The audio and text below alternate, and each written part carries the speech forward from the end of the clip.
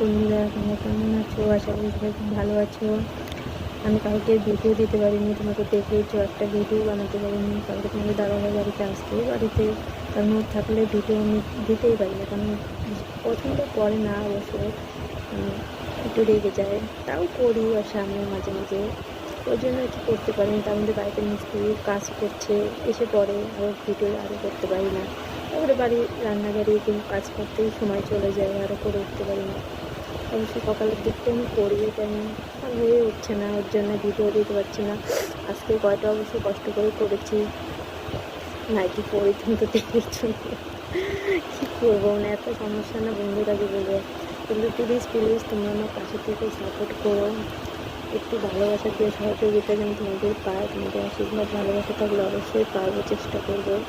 live ভিডিওটা আমি এখন আবার কতদিন থেকে বন্ধ দিতে পারছি না, দেখে আজকে চেষ্টা করবো 8টার সময় লাইভ